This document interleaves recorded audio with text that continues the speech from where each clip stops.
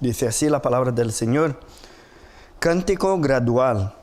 Cuando Jehová hiciere volver a la cautividad de Sión, seremos como los que sueñan.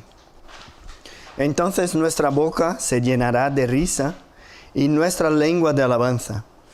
Entonces dirán entre las naciones, grandes cosas ha hecho Jehová con estos.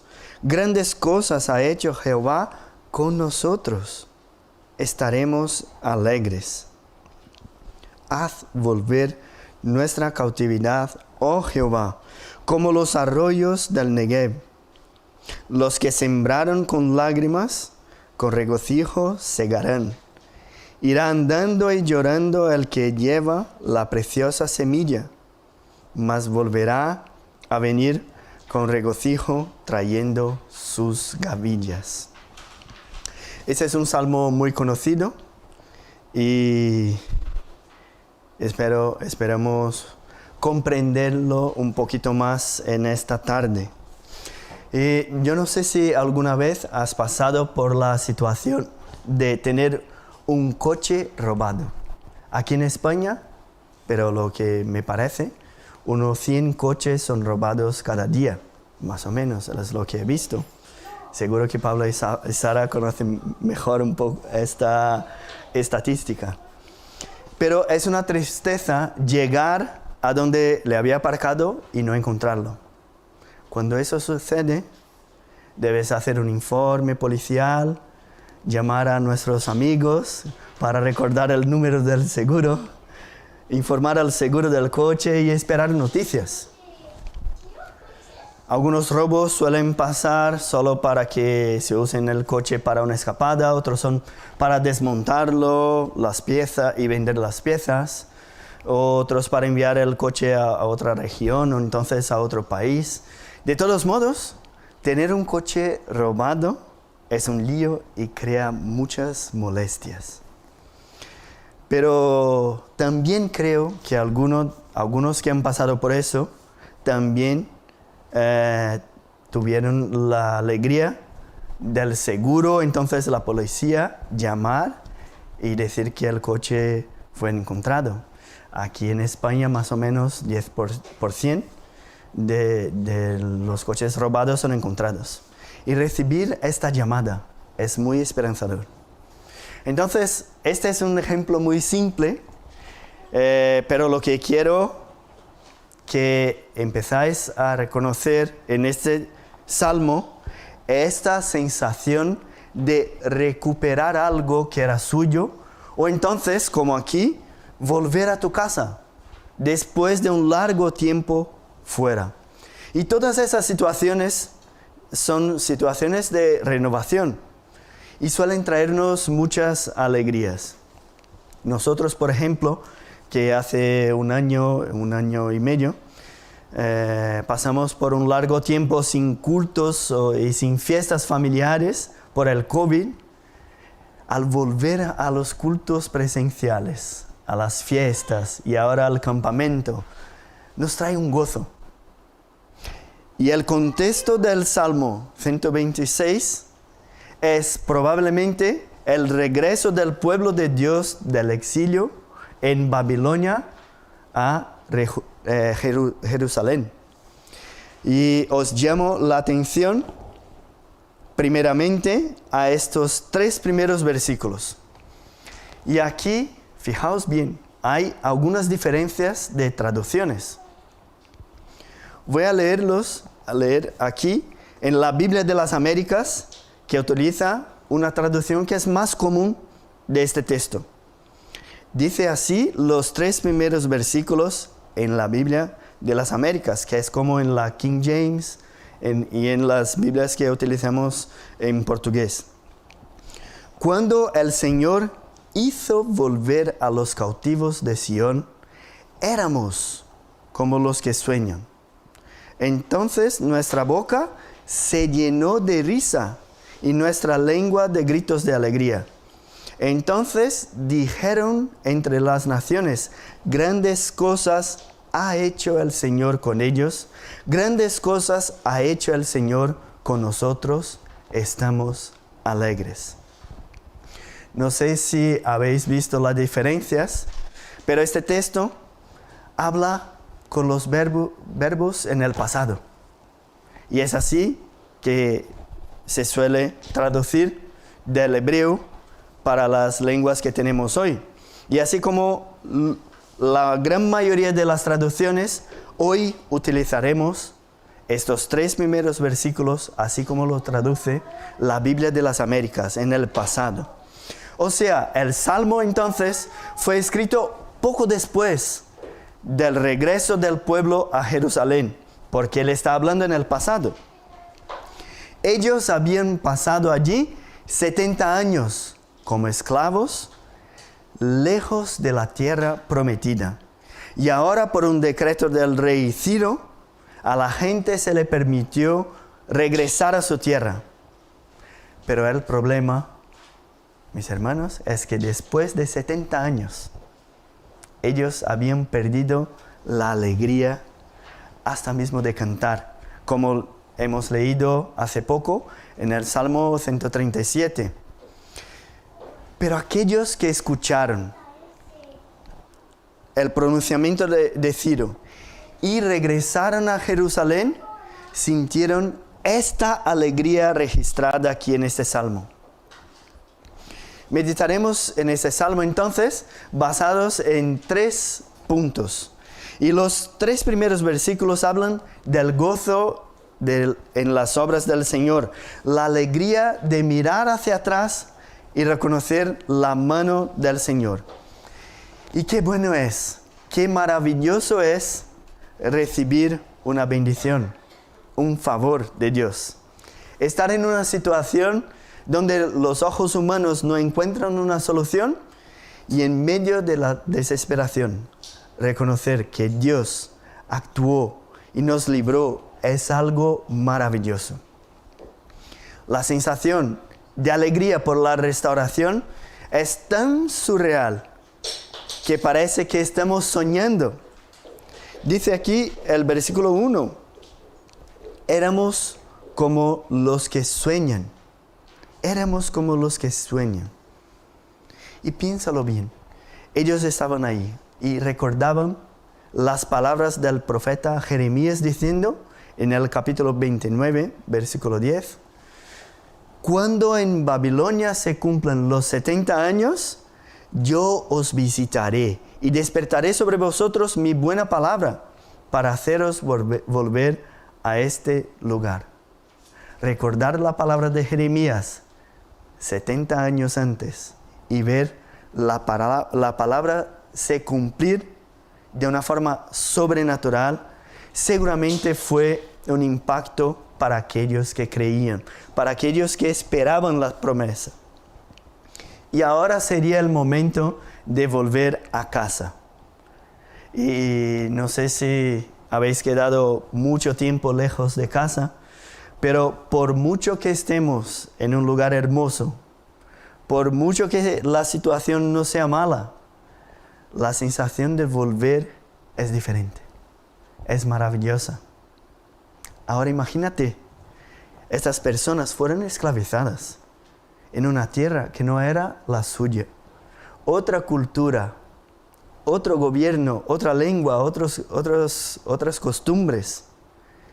En esa situación, el placer de volver a casa se intensifica. La sensación del salmista es de estar viviendo un sueño. Dice aquí que la boca está llena de risas. La lengua no quiere dejar de alabar. Quiero creer también que esta sensación del salmista también ha sucedido con nosotros aquí alguna vez en la vida. Esta alegría, un matrimonio que ha sido restaurado, un trabajo después de tanto tiempo desempleado, un milagro de sanación en medio de la enfermedad, una bendición después de tanto sufrimiento. Y aquí, fijaos, no hay una imagen de un sentimiento personal del salmista. Los verbos están todos en el plural. Éramos como los que sueñan. Nuestra boca se llenó de risa, nuestra lengua de gritos de alegría. Esto, hermanos, era una victoria colectiva.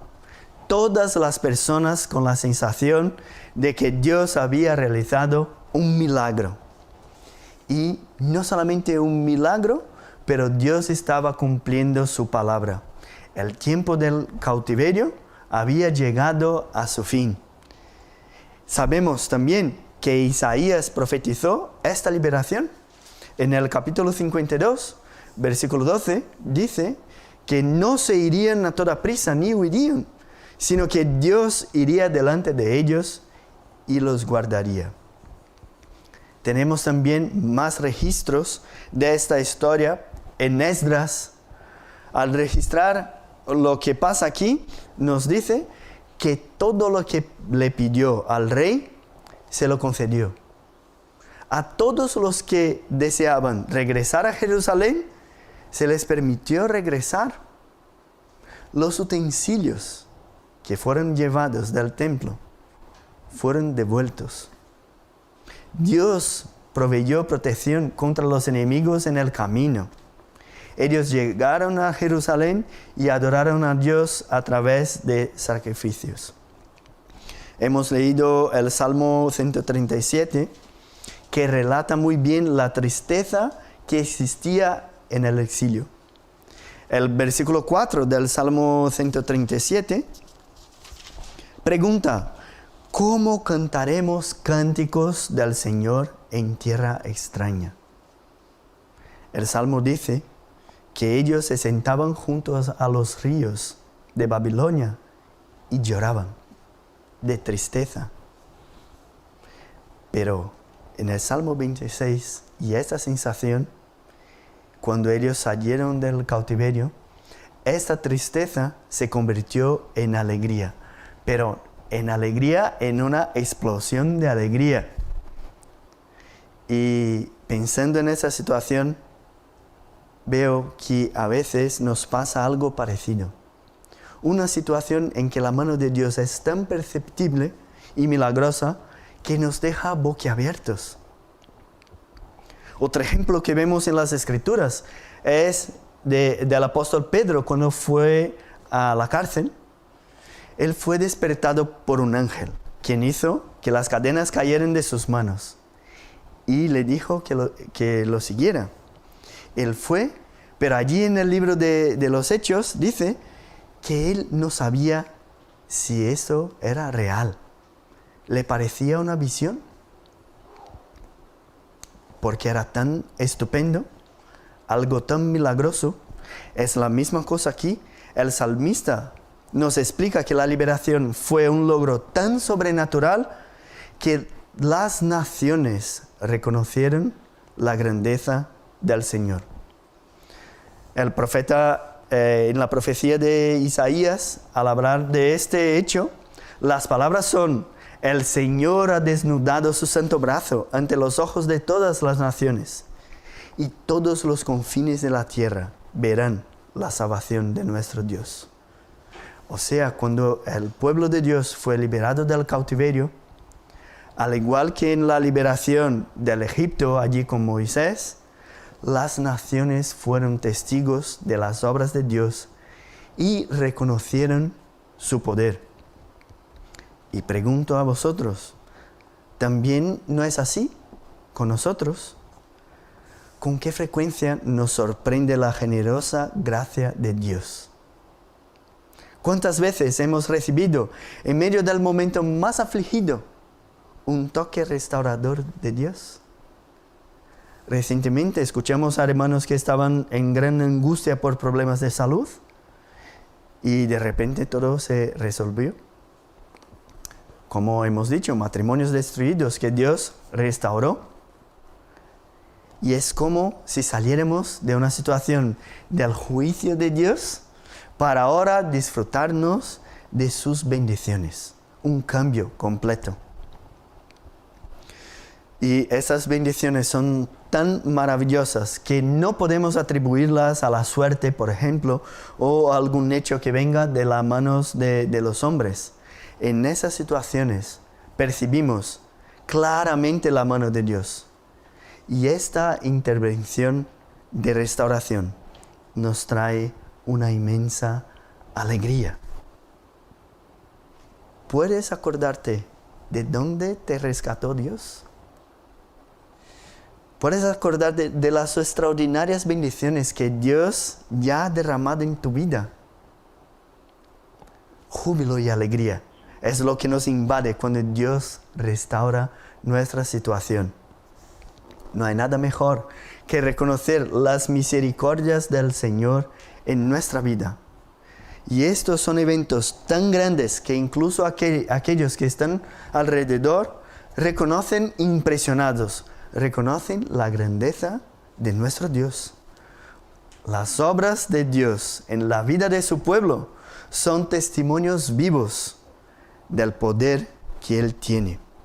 Y es por eso que nos regocijamos cuando nuestro Dios nos da la victoria, cuando Él cambia nuestra situación, así como hizo con el pueblo ahí en Babilonia. Pero el texto no para por allí.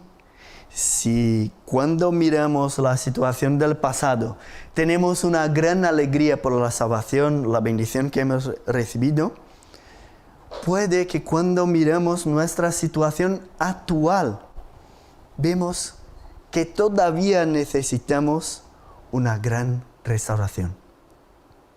En el ejemplo del coche robado que hemos hablado, que se encontró, por lo general regresa con muchas averías. El juego de alfombras especial que tenías ya no está allí.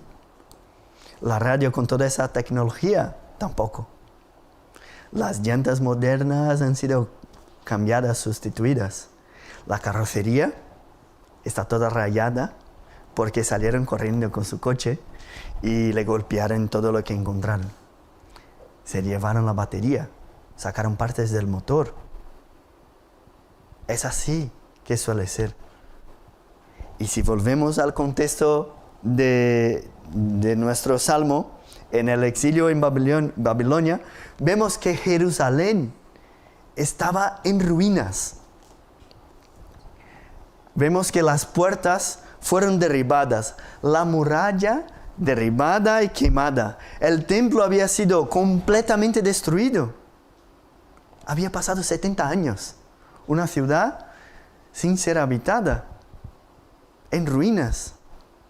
Y no sé si alguna vez has caminado por ciudades en ruinas, pero es desesperador mirar tantos escombros y pensar en lo que era antes.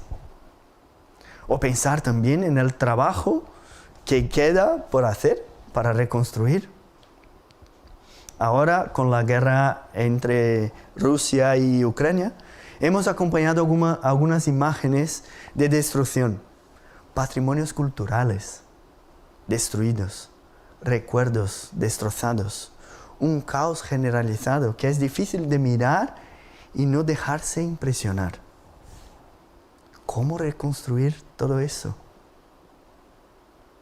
O sea, incluso después de recibir una gran bendición como la liberación del cautiverio, cuando miramos nuestra situación actual, vemos que todavía hay mucho que hacer. Mucho. Por eso, traducir los 3 primeros versos en el pasado, hablando de lo que el Señor hizo, y ahora pedir lo mismo, no hay una contradicción. Ellos habían sido restaurados, pero ahora en el versículo 4, dice, está escrito allí, haz volver, Señor, a nuestros cautivos, o a nuestra cautividad, como dice aquí en Reina Valera. El salmista se regocija con la gente por un hecho que ha ocurrido en el pasado, pero también reconoce que hay un proceso arduo y lento por delante. Él reconoce que Dios ha hecho maravillas, pero ahora el pueblo tiene un trabajo, y el trabajo es de la restauración.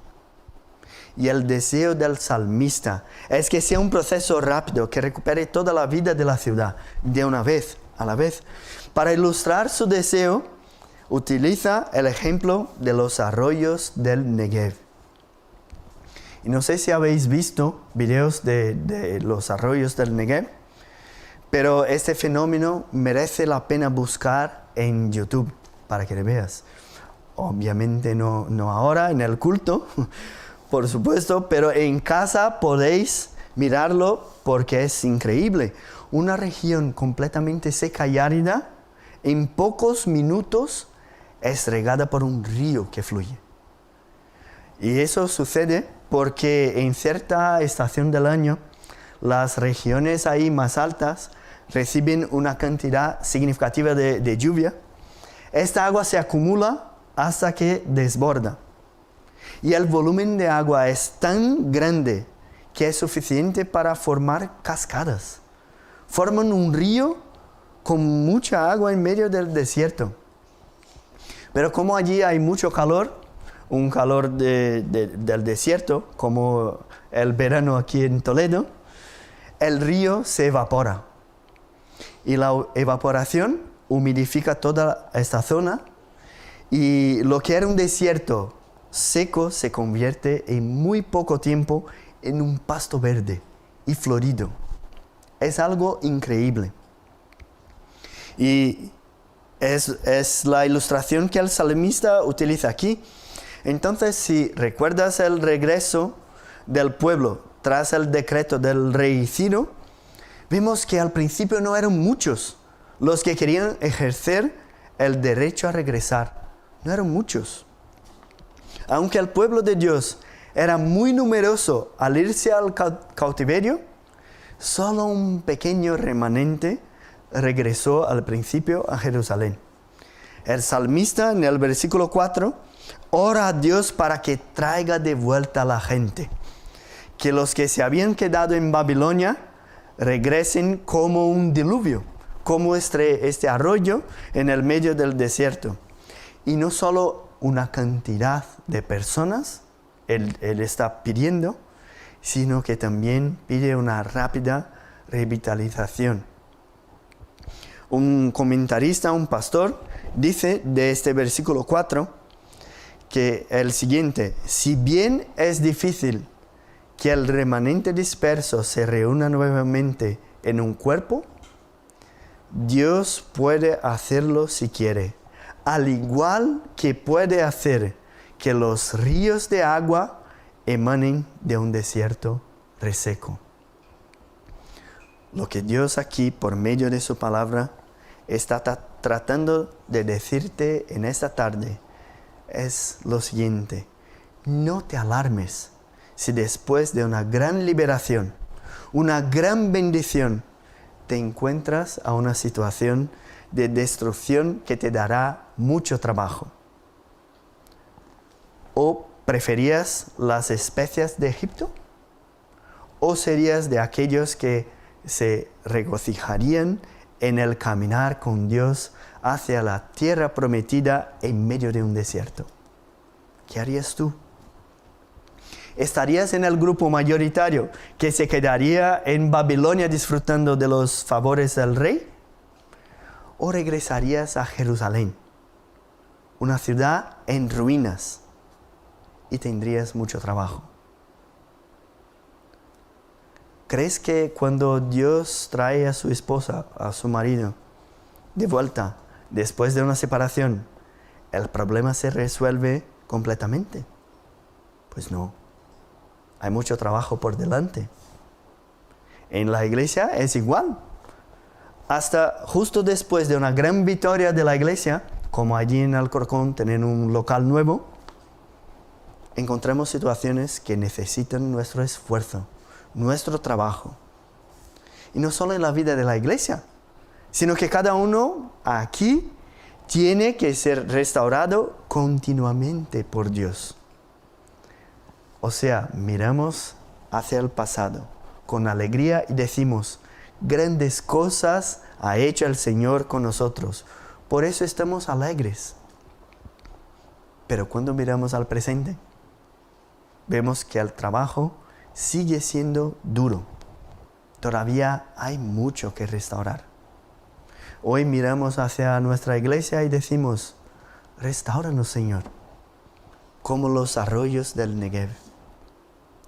Miramos hacia nuestra vida, hasta nuestro matrimonio, hasta nuestros hijos, nuestros padres, nuestro trabajo, y clamamos, restáuranos, Señor. Derrama tus bendiciones de una manera torrencial, porque te necesitamos. Lo que necesitamos tanto y necesitamos tanto que podemos desanimarnos. ¿Por qué? Porque las ruinas son tan grandes. La destrucción es tan generalizada que podemos mirar a la situación de la iglesia, por ejemplo, y decir, no hay solución. O entonces mirar hacia nuestra propia vida y decir, no hay cómo resolver. Y es aquí, en los 2 últimos versículos, que el salmista nos anima. Y si este desánimo por ver todo que necesita mejorar es lo que sientes hoy, espero que salgas de aquí animado por la palabra del Señor. Y la estrategia del salmista para animar al pueblo de Dios no es disminuir el trabajo futuro, decir que no había nada que hacer. Tampoco es hacer con que el pueblo ignore todo lo que hay que hacer. No hay que mirar. No es esconder la realidad, que de hecho era muy dura en aquel entonces. Pero la estrategia es mostrar al pueblo y a nosotros hoy que hay mucho trabajo, es verdad. Hay muchas ruinas para reconstruir, es verdad, pero hay esperanza en el futuro. Fijaos que en los versículos 5 y 6 ya no es la gente la que habla. Ya no está en la tercera persona del plural como los versículos anteriores. No es la gente hablando. Ahora aparece una voz de consejo, una voz de sabiduría, que dice el siguiente, versículos 5 y 6. Los que sembraron con lágrimas, con regocijo segarán. Irá andando y llorando el que lleva la preciosa semilla, mas volverá a venir con regocijo trayendo sus gavillas. Hermanos, la lucha por la santidad, la lucha para que la palabra de Dios se cumpla en nuestra vida, la lucha aquí en la iglesia, en la obra del Señor, no siempre es un mar de rosas. Pablo, cuando escribió a Timoteo, en su segunda carta, dice que recuerda las lágrimas de Timoteo. Lágrimas. Él mismo dice que en medio de muchas lágrimas escribió a los corintios, hablando allí de la tristeza que tuvo cuando se enteró de los pecados que había entre ellos. Lágrimas a pesar de la restauración que hemos recibido en el pasado. Lágrimas al reconocer que seguimos en ruinas. Lágrimas por las despedidas que la misión nos impone. Lágrimas por las dificultades que tenemos en el caminar. Lágrimas por frustraciones. Es como si el salmista en los últimos 2 versículos dijera que debemos ser pacientes al mirar hacia el futuro. La restauración aún no está completa, pero debemos continuar sembrando en medio de lágrimas. Si todavía hay situaciones difíciles y angustiantes, es importante continuar lanzando la semilla. Y la ilustración que él utiliza aquí en los 2 últimos versículos, vemos, es como si un agricultor que tiene el arroz para comer en el día de hoy, decidiera quedarse hambriento hoy, tomar estos granos y plantarlos para tener un futuro abundante. ¿Ves? En el contexto del salmista, sabemos que El decreto del rey invitaba abiertamente a todos los judíos a regresar. Sin embargo, solo unos pocos entre muchos regresaron gradual y tacañamente en pequeños grupos. Aquellos que se endurecieron y no creyeron en la promesa de regresar a Jerusalén, no querían ocuparse de la reconstrucción de la ciudad. Estaban cómodos en Babilonia. Y esto pasa con nosotros también. Fijaos bien, a veces caminar en santidad, hacer la voluntad del Señor, es un trabajo tan duro que algunos prefieren quedarse en el mundo y disfrutar de todos los placeres que existen. Entonces, si nos fijamos solo en la situación actual, no nos parece valer la pena. No nos parece valer la pena. Pero lo que el salmista dice aquí es que nuestros ojos deben estar fijos en la eternidad, en la gloria venidera. Aquellos que son sostenidos por la promesa de Dios tienen esperanza en la cosecha. No siempre trabajamos con placeres y alegrías en este mundo. Es verdad.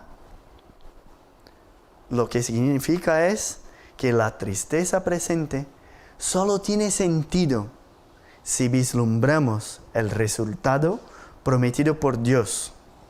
Y aquí no es simplemente enjugar las lágrimas de los ojos. Aquí lo que el salmista nos promete es reemplazar las lágrimas por alegría. Y así como el salmo comienza, también termina. Éramos como los que sueñan. Y en el futuro viviremos estos sueños. Dios restauró tu casa, tu familia, pero desde que estáis juntos no ha sido fácil la relación. Cree en la promesa de Dios. Cree que Él es el autor del matrimonio, de la familia. Te convertiste, pero ahora parece que tu vida está teniendo más dificultades. No te alarmes, porque las ruinas solo las vemos cuando volvemos a Jerusalén, cuando reconocemos nuestros pecados, nuestras debilidades, y allí tenemos mucho trabajo. Cuando miramos hacia el futuro, esto nos hace superar las dificultades del presente. Nos hace trabajar sin cesar. Porque la cosecha que deseamos no son granos. No es el dinero, no es el suceso. Pues eso es lo que encontramos en Babilonia, no en Jerusalén. Esa siega no es una posibilidad. Dios mismo la nos garantiza. La cosecha esta que deseamos y con la gracia de Dios conseguiremos es la santidad, la verdadera adoración, la fe en las promesas del Señor, la vida eterna con Dios. Y por eso, aunque andando y llorando, seguimos llevando la preciosa semilla del Evangelio. Si miramos hacia atrás, entonces es maravilloso darse cuenta de las obras de Dios en nuestra vida. Si miramos al presente, clamamos a Dios por más restauración. Pedimos que la misericordia de Dios sea rápida y abundante, como los arroyos del Negev. Pero si proyectamos el futuro, lo que vemos es la alegría de aquel que está con los brazos llenos de gavillas, llenos de frutos. Y dentro de nosotros lo que vive es este conflicto del ya, pero todavía no. ¿Fuimos salvos por la sangre de Cristo derramada en la cruz? Sí. Pero todavía no estamos disfrutando de la plenitud de la vida con Cristo. Tenemos la seguridad de la salvación en Cristo. Sí, es verdad, pero todavía sufrimos con nuestros pecados, con las enfermedades y todavía pasaremos por la muerte. Es decir, nos regocijamos en lo que Dios ha hecho en el pasado al salvarnos. Miramos al presente y vemos nuestra lucha contra el pecado, contra la maldad del mundo. Vemos que hay más que hacer, pero muchas veces no tenemos fuerzas suficientes para luchar, porque la ciudad está en ruinas. Enemigos que quieren evitar la reconstrucción. Poca mano de obra para terminar la tarea. ¿Y qué debemos hacer? Debemos hacer como el salmista, clamar a Dios, restáuranos, Señor. Clamar porque creemos que la tierra árida y seca como un desierto puede cambiarse en un río de agua viva. Eso es lo que creemos. Clamamos porque ya nos hemos regocijado en la restauración que hemos recibido. Clamamos también porque creemos que nuestro llanto será cambiado en alegría. Una siembra con lágrimas es necesaria para que la cosecha sea abundante y alegre. El trabajo duro basado en el gozo de lo que Dios ha hecho y la esperanza de lo que Él hará es lo que precede a la cosecha abundante y gozosa. No hay, hermanos, verdadera restauración que sea pasiva. No existe. Debemos trabajar. No te quedes esperando que Dios transforme tu vida, transforme nuestra iglesia, transforme a tus vecinos, los familiares. Trabajad. Dios garantiza aquí la abundante cosecha para los que siembran en lágrimas. Yo no conozco tus ruinas, no conozco los problemas por los que estás pasando, pero la palabra de Dios te anima en esta tarde para que sigas sembrando. Fuimos restaurados, pero todavía necesitamos restauración. El caminar es en medio a lágrimas, pero estamos seguros, y es lo que nos alegra, que la cosecha será con regocijo. Que esta palabra nos traiga ánimo en esta tarde para seguir el trabajo arduo, duro, que todavía tenemos adelante. Vamos a orar. Dios y Padre, gracias por esta tarde, gracias por tu palabra, gracias porque tú nos animas en esta tarde para que sigamos trabajando. Reconocemos las bendiciones que hemos recibido de tus manos, pero miramos hacia nuestra vida y lo que vemos son dificultades, son ruinas, son dudas, son problemas. Clamamos a ti, Padre. Restáuranos, ayúdanos en nuestras dificultades, para que sigamos sembrando, aunque en medio a lágrimas, pero trabajando para podernos al final tener una cosecha con regocijo, con alegría, con gozo, así como está en tu palabra prometida a nosotros. Gracias, Padre, por tu palabra. Gracias porque tú nos animas en esta tarde. Te pedimos que cambies nuestros corazones. Danos ánimo en esta tarde para que sigamos buscando tu voluntad para nuestra vida cada día. Esto te lo pedimos. Te damos las gracias en el nombre de Jesús. Amén.